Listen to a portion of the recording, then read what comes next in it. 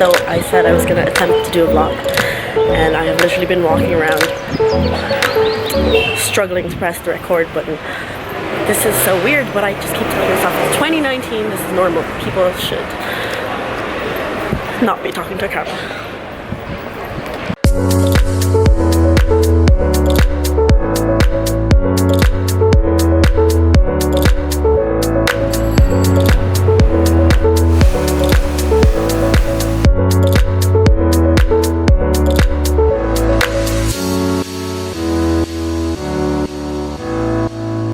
Another opportunity to vlog because nobody's around.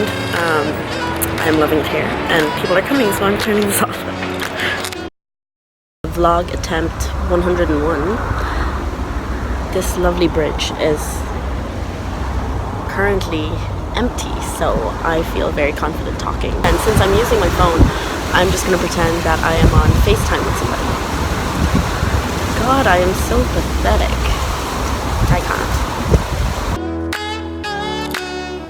I'm trying to find a way to get down there because it's very beautiful down there. This is like the first time I've ever like spat words out of my mouth just as they come in my head, and it doesn't feel great. I feel like the most boring person on earth. I feel crazy. Shit, it's windy. Fuck. Okay, so today I have just been roaming aimlessly around Valencia. I usually like to plan, but today has been just so amazing that I might be doing this more often. I might end up just going on holiday and not even bothering to look up what I want to visit because I've been walking around today and I've literally found the most beautiful places. This is one of them.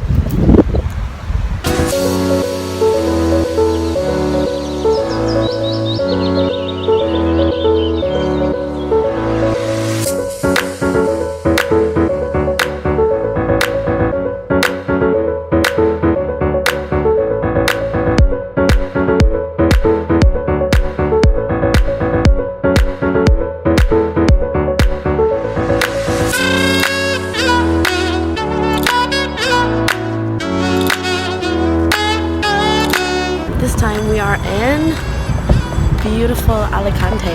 I say that like such a white person. Alicante, I think.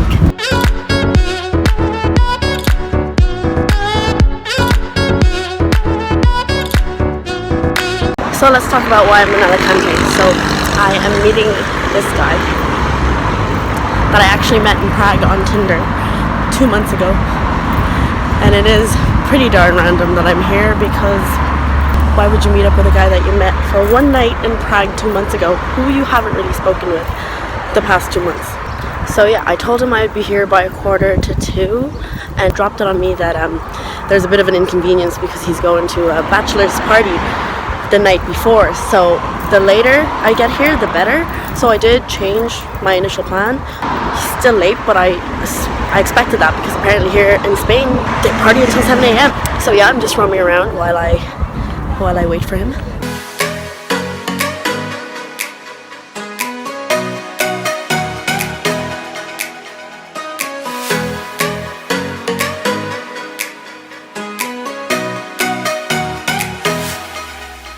A lovely little update for you. It is now, I think, almost 7:30 p.m. and I'm going over to Murcia.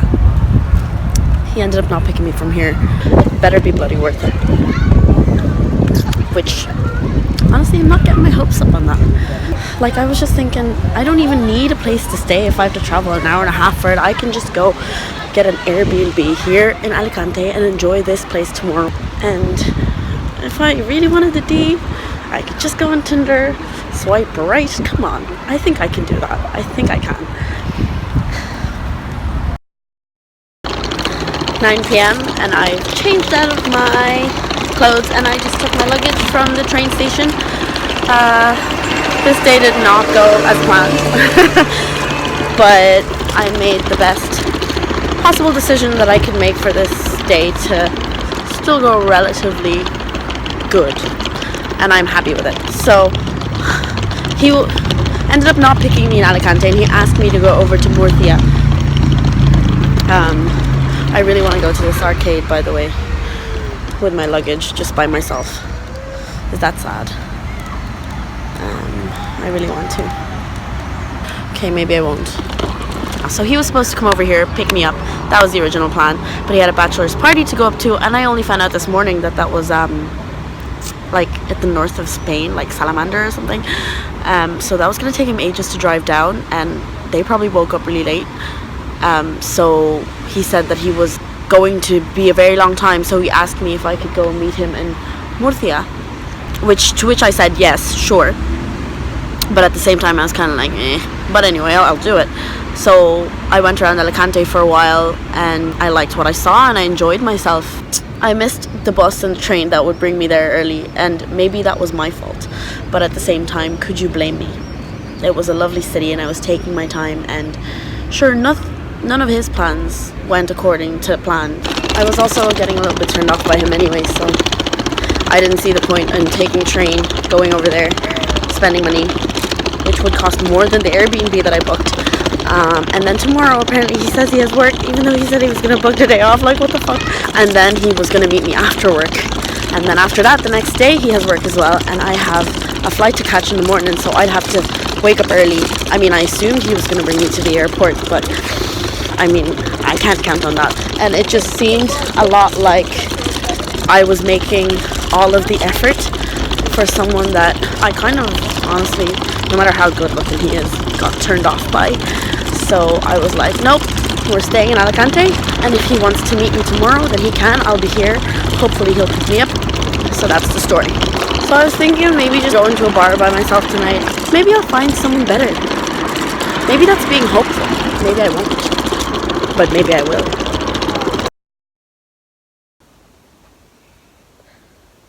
Love how I said I would go to a bar, meet new people, and here we are. I'm not even surprised. Good morning from Alicante. It's Monday morning, and at this stage I should have gotten laid, but I didn't. Like, okay, you know what? I'm gonna stop obsessing about that. Girls got needs, though. Girls got needs. I am now on my way to drop my luggage off at the train station again, because I have no idea what the plans are today. Well, I have a rough idea. I know that I want to tour the city, see a bit more, maybe sunbathe a little bit more, because that shit you can't do in Ireland. So that's what's happening, and I'm just gonna see if he comes and picks me up to Murcia for my last day. But yeah, I'm pretty surprised that I'm not that bummed out about this whole thing, even though I did technically go to Alicante to see him and nothing went according to plan, even though there was nothing actually on the plan except to meet up and to get laid. Like, look at that. Just look at it. It's so wonderful. That's why I'm not devastated. I don't care if I didn't get laid. Such a lie. But at this stage, yeah, like, I pretty much got turned off by the whole situation, and that is the reason why I didn't go to Murcia last night, was because if we were gonna end up banging, it would have been pity sex. Pity sex or rape, you know? One or the other, and none of that would have been great. Not as great as this right now. So, yeah.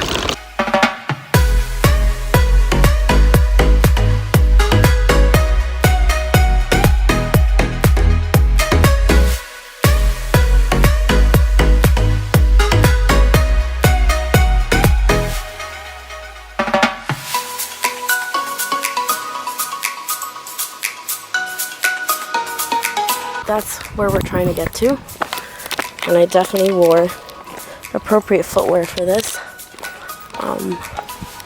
Yeah, so a bit of the Spanish I learned. I love you is te quiero. I like you is someone's approaching, so I'm not gonna say it in case they're Spanish and I just pass by and I say I have a crush on you. I just can't. Look at this. It's so beautiful. I am just in so much awe. And I think part of it is because I just said I'm going to go to Alicante and I didn't have any expectations. So there's the lesson there. Don't have any expectations and everything will wow you.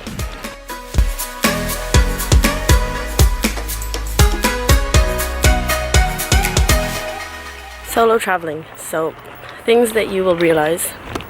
Number one, you're well able by yourself.